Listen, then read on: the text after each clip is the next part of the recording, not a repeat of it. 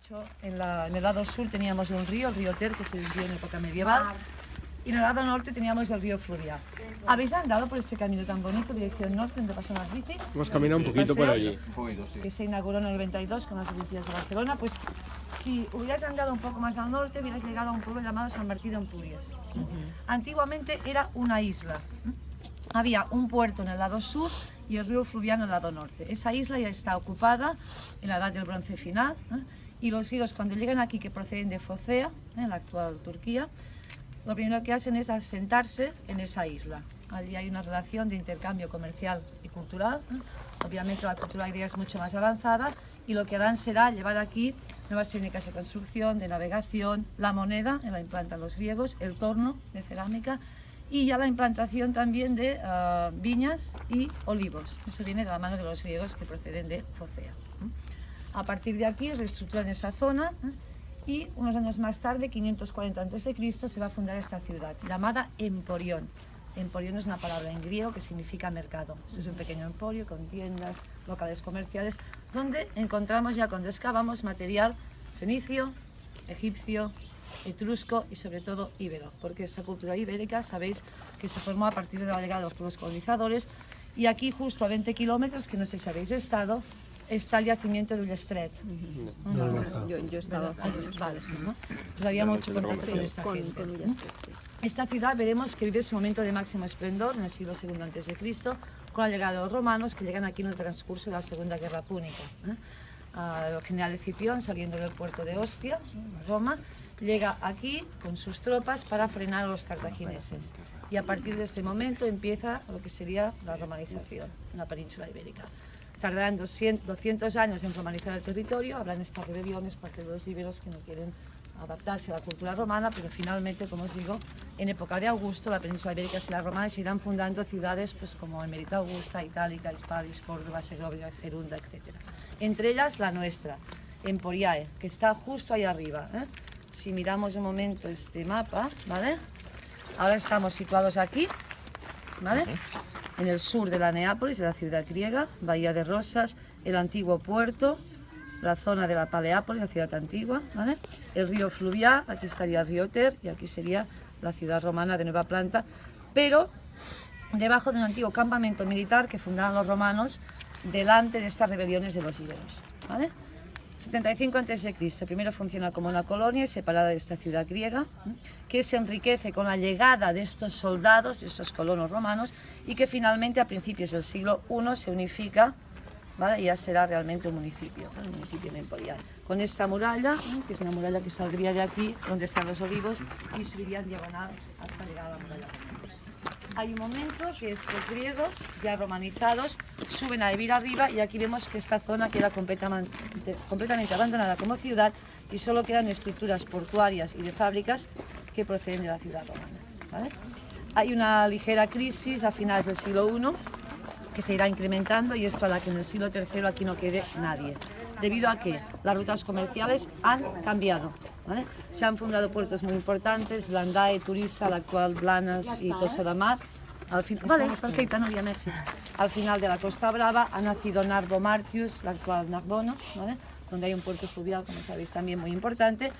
Esta zona pierde importancia y la gente la va abandonando. Esto se inicia a finales del siglo I y, como os decía, en el III no queda prácticamente nadie, está todo abandonado. Luego vendrán barcos que van a dedicarse a coger las piedras. Empúries se va a utilizar durante mucho tiempo como una cantera y cuando queda con el aspecto actual que vemos hoy será cuando la tramontana, este fuerte viento del norte que nos afecta tanto en este territorio, irá llevando poco a poco la arena de las playas hacia aquí. Pensad que la arena avanzaba 16 metros por año, ¿vale? Y que llega hasta las Tartit, que es un pueblo que está, no lo conocéis, ¿vale? Sí, donde están las medas, ¿vale? En Torroella. Todo esto queda completamente cubierto de arena y esto hace que, como en Ostia Antigua pasa lo mismo, ¿vale? Que se salven, ¿vale? Excavaciones sistemáticas empiezan en 1908 de la mano de un señor catalán, con Josep Puig i Cadafal, que era arqueólogo, historiador, político, arquitecto noucentista, ¿vale? Y desde ese momento hasta el día de hoy se ha excavado prácticamente toda la ciudad griega, pero si os fijáis en este mapa, la ciudad romana que veremos a continuación, cuando salgamos de aquí, solo se ha excavado entre un 15 y un 20%. Donde no hay las plantas de los edificios, es toda la parte que falta por excavar. Actualmente esto pertenece a la Generalitat de Cataluña y parece ser que de momento no tenemos presupuesto para seguir actuando. Se han hecho trabajos como este centro de recepción, con audiovisual, los baños y algunas reconstrucciones que veremos en el interior de la ciudad griega y la romana. De Rodas, tenemos la suerte, digo yo, de tener la única ciudad griega excavada en toda la península ibérica. Los foceos fundaron las ciudades Mainake, ¿quién era de Málaga? Mainake la sitúan cerca de Málaga, pero no la han encontrado. No, aquí no sabe. Se cree que está el triángulo entre Antequera, Ronda y Málaga. Sí, pero no, de momento. Y la otra es de Merescopeion, que la sitúan cerca de Denia también. Pero claro, esta es la única, ¿vale? Además, pensad que este puerto de aquí, la Bahía de Rosas, es la puerta de entrada de la romanización. Es la primera vez que llegan los romanos con Escipión, con sus 2 legiones, 10.000 hombres, entran por aquí, ¿vale? Entonces, esta ciudad sigue el esquema de una polis griega y no podía faltar el ágora, la plaza principal al aire libre, rodeada de columnas que solo han quedado los cimientos de este pórtico que lo rodeaba por el lado este, por el lado sur y por el lado oeste. Esta ágora sufre una profunda ampliación y se abre hacia el mar. De hecho, el puerto antes estaba aquí, que luego lo veremos, y se abre en este lado con un espigón que si lo andáis por este camino lo veréis. En este momento del siglo II, momento de máximo esplendor de los romanos, hay dinero. Un sitio donde acude la gente para hacer vida social, a la política, llena de paletas de mercado, etc. ¿Vale? Edificios públicos que la rodean. Donde están los bancos, esos muros de detrás, cuando excavamos se encontró una escultura dedicada a Temis. Temis es la diosa griega de la justicia, ¿no? Para los romanos es Justitia, para los griegos Temis, y una inscripción que habla de ella. Entonces pensaríamos que había un pequeño templo dedicado a la justicia.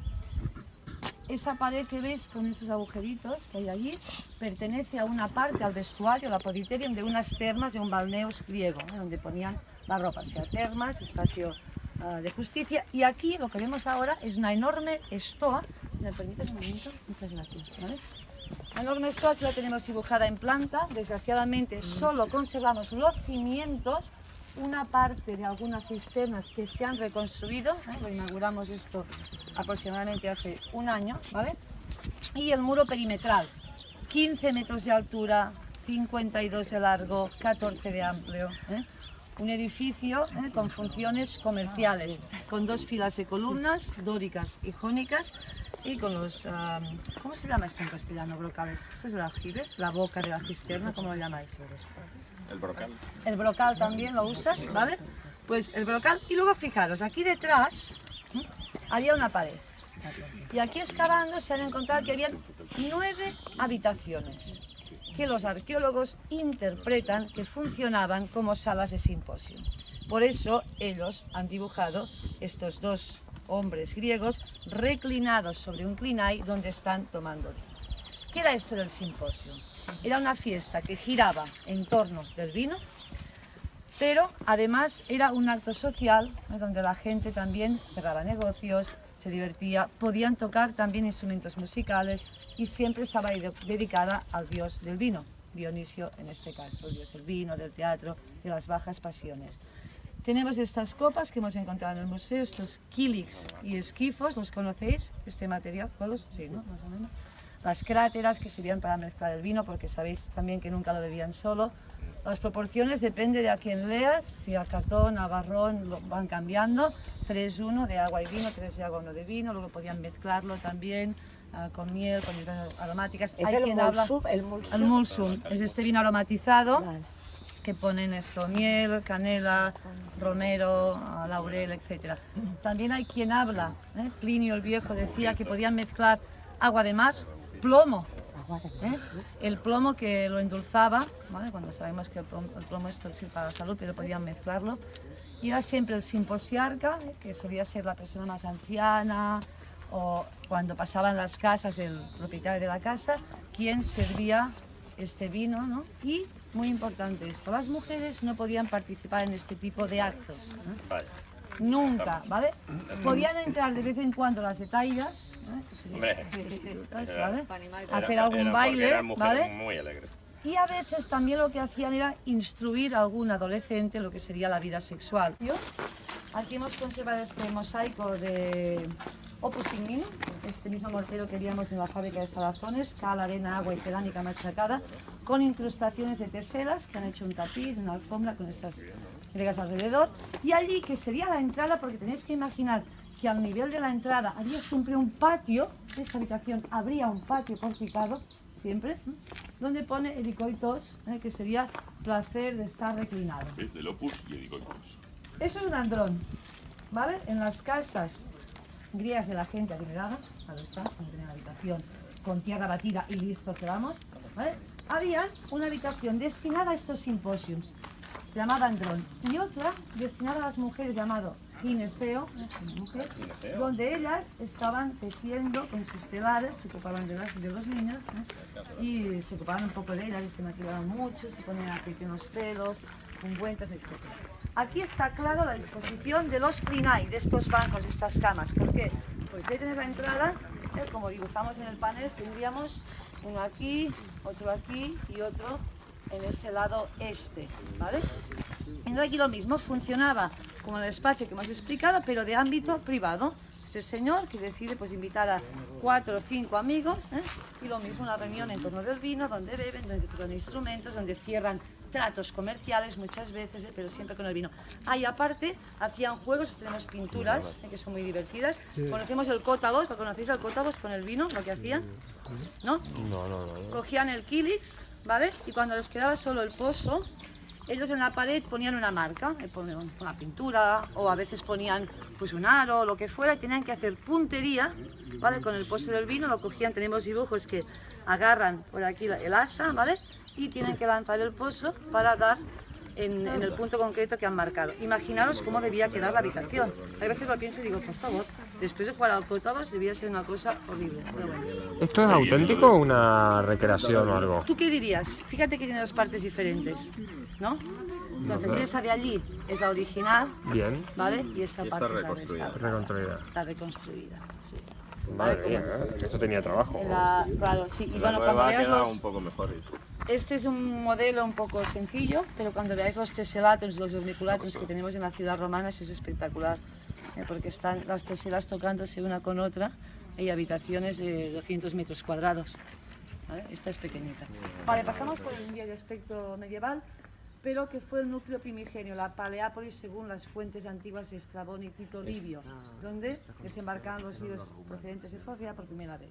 Entonces, aquí cuando se construyó este almacén, hace 7 años, ¿vale? Porque no teníamos sitio para guardar las piezas que encontrábamos, encontraron esto, la fundamentación, el cimiento de una gran muralla, de una gran torre, perdón, y la muralla norte y la muralla oeste, este de aquí que cerraba la ciudad griega. Entonces, tenéis que entender, este muro es del siglo XVII, que la ciudad iba bajando, había un desnivel, ¿vale? Era como un acantilado. Aquí dicen los arqueólogos que había una pequeña playita, ¿vale? Y aquí subía más, ¿vale? Y se iba a la colina de arriba donde era la ciudad romana. De aquí hasta la isla, agua, el puerto. 4 metros de profundidad aquí, 9 allí. El puerto evidentemente es un sitio vital para una ciudad comercial en época antigua, como decíamos, el comercio era marítimo o fluvial. Entonces entenderíamos que en algún lado habría estructuras portuarias como almacenes, porque si un barco venía aquí con ánforas procedentes de Masalia, que traía vino, por ejemplo, ¿vale? Aceite o lo que fuera, descargaba aquí, pero un barco nunca se puede ir vacío, ¿no? Porque va a volcar, va a sobrar. Entonces tenía que llenar con otro cargamento, porque si ponías lastre, ¿dónde está el negocio? En ningún lado, ¿vale? Entonces había estructuras portuarias, a lo mejor algún sitio para reparar los barcos. Y de hecho, en este ángulo de la muralla que veis, ¿vale? Noroeste, detrás hay una estructura que se ha interpretado como un templo marítimo. ¿Por qué? Dedicado a Cora, seguramente, ¿eh? Porque aquí encontramos unos kernoi. ¿Sabéis qué son los kernoi? No. Vale, imaginad una especie de donut, ¿vale? De cerámica que está vacío por dentro, ¿vale? Y que tiene incorporado 3 vasitos aquí arriba de cerámica que se comunican con este donut vacío por dentro. Servía para hacer libaciones. Aquí ponían o vino, o miel, o leche, ¿eh? Y estas libaciones era para dar las gracias a los dioses por haber tenido un buen viaje, o incluso cuando ellos se iban, ¿no?, para pedir de tener un buen viaje al lugar de destino. Se encontraban aquí cuando se construyó toda esta parte y los tenemos en el museo. Se han encontrado 15 de estos vasitos Kernoi, preciosos, una joya, porque imitan las jarras, estas oinikoe griegas, porque siempre cuando ellos hacían este ritual en el simposium, tenían la crátera y tenían la oinikoe con agua para vaciarla adentro, luego el vino. La muralla norte no es esta, llegas hasta el pueblo de San Martín de Ampurias casi, ¿vale? Y la muralla este es esta que hemos sobrepasado ahora subiendo, que cayó cuando se unifican los dos núcleos, y fijaros que esta gran domus, esta casa, sobrepasa la muralla porque ya ha caído y construyen este gran hortus, este gran jardín ya en el lado este, ¿vale?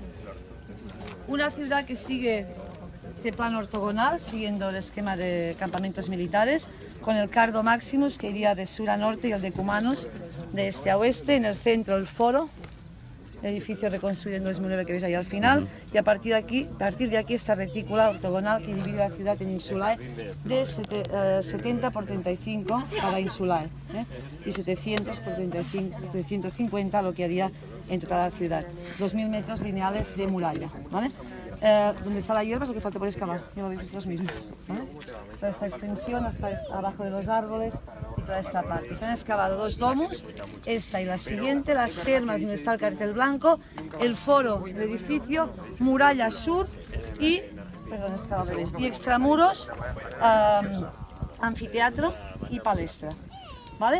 Vamos a ver lo que hacen, sobre todo es transportar vino aquí y la gente lo compra.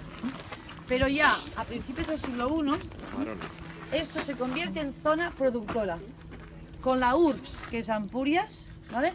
Y luego tenemos Bellcaire, Viladamat, Avinyonet de Puigventós, donde encontramos villae. Las villae eran estas grandes casas extramuros fuera de la ciudad, en el Àger, en la agricultura, en el campo, donde producían vino, ¿vale? Hemos encontrado restos de prensas aquí en Bellcaire, en Avinyonet también.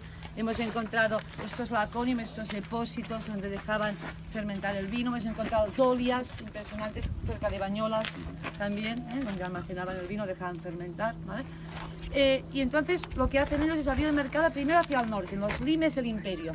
Llegan hasta lo que sería los actuales Países Bajos, Holanda. Pero ¿qué pasa? Cuando la Galia se convierte en productora de vino, esto lo exporta al mercado y lo que hacen aquí, en la zona de la Tarraconensis, es exportar el vino hacia Italia, sobre todo en la zona de Pompeya, ¿vale? Y se decía que aquí se hacía un vino muy barato y también de muy mala calidad. Fijaros que hemos encontrado, de hecho, se encontró, sí. Decía 10 cosas que no tiene que hacer un romano, y una de ellas era no bebas vino de la Tarraconensis, ¿vale? Y lo que hacían, imaginaos, hemos encontrado ánforas con los tapones que estaban hechos de corcho y algunos agujereados. Según los arqueólogos, esto era porque no lo dejaban fermentar aquí, sino que durante el transporte se fermentaba, para que no explotara, hacían un agujero. Entonces, eso era. Y también tenéis que pensar que, claro, el vino se transporta en ánforas normalmente, pero las modas y las necesidades cambian. Y entonces, cuando el vino se democratiza, que llega a todos los estratos de la sociedad, es decir, hasta el esclavo tenía derecho a beber vino, ¿vale? El plebeyo más plebeyo, el comerciante más comerciante también tenía que beber vino y no podía faltar. Lo que hacen es grandes contenedores, ¿vale? Barcos contenedores, donde en estas dolias enormes, de una altura así, vino barato que se vendía en estos locales de Pompeya. ¿Habéis estado en Pompeya? Sí. ¿Vale? Termópolis. Decían que los romanos tenían costumbre de beber vino a las 5 de la tarde. Te salía un vino barato, que te servían así con un simplum, que se llama, ¿vale? Un cucharón. Tú bebías este vino, un par de vinos y te ibas para casa, ¿vale? Y es aquí donde vemos, esto es a mitad ya del siglo I, estas grandes extensiones de villae que se dedican a producir y a producir y a producir vino. Por eso esta ciudad se enriquece y es el momento de construir el foro, porque el foro no es de época republicana cuando se construye la ciudad, es esta época imperial cuando esta ciudad se enriquece gracias a la producción y exportación del vino, igual que esta casa. Esta casa se funda en el primer cuarto del siglo a.C., pero en un inicio solo va de aquí, donde está ella, de esta pared, hasta estas paredes altas que veis, la zona del atrio, ¿vale? Luego la casa construye estas habitaciones y este enorme patio de peristilo, que veréis, acercado. Donde ya vemos. Estos serían habitaciones para dormir, ¿eh? ¿Vale? ¿Veis este mosaico de Opus Tesselatum? Con estas teselas pegadas una a la otra, una alfombra, con estas olas del mar. En el otro espacio no hay mosaico igual que este, es un mosaico de menor calidad. Allí había la cama. ¿Vale? La cama, aquí. Tenía nuevamente un pequeño cofre o armario donde guardaba objetos personales. Y mirad dónde está abierta. Está abierta hacia el nuevo patio de peristilo que se ha creado en este momento de máximo esplendor de la ciudad. Y estas dos de aquí, que las piedrecitas, serían salas de banquetes, de convivio. ¿Qué pasa aquí? Interesante. Mirad, cuando este señor decide ampliar la casa, ¿vale? Primero, que hay varias construcciones y, en segundo lugar, que este terreno hacía pendiente hacia allí. Para salvar el desnivel del terreno, lo que hace es construir debajo un pórtico subterráneo, un criptopórtico que él utilizará como almacén. Y es donde hemos encontrado restos de ánforas, por eso pensamos que era un comerciante de partido político. Porque a partido político lo digo, porque una calle que iba a calle de este muro, que hay dos muros, en medio es una calle, es un Decumán. Esta calle continuaba, él se la come, la escogía, se la queda él. Y hace la parte de abajo, luego hace este suelo, estas columnas, siguiendo la moda de patios de estilo de dísticos, que se han puesto muy de moda en época imperial, ¿vale? Con un techo aquí, y luego él te construye esta acera, este banco, todo, tiene todos los elementos de un patio de peristilo. Donde está esa pequeña valla aquí, esto es un pequeño estanque donde había peces de colores, plantas acuáticas. Esta pérgola, ¿vale? Se ponían también de madera, luego ponían plantas que subían. La excebra, que es este banco en forma de media luna, para sentarse a leer, escuchar los pájaros, ¿vale? Y estos dos muros que veis que separan los jardines, lo hace con la intención de... ¿Veis dónde entra la gente? ¿Vale? Esto te conduce al atrio antiguo. Él crea este pasillo y este de aquí para tener este eje axial que te dirige a la nueva ampliación, que es el salón inmenso, que es un salón a estivo, un salón de banquetes de verano, donde el tipo está cara norte, o sea, el sol hace este recorrido, ¿vale? Y él tiene cara norte mirando al jardín para durante el verano estar más fresquito.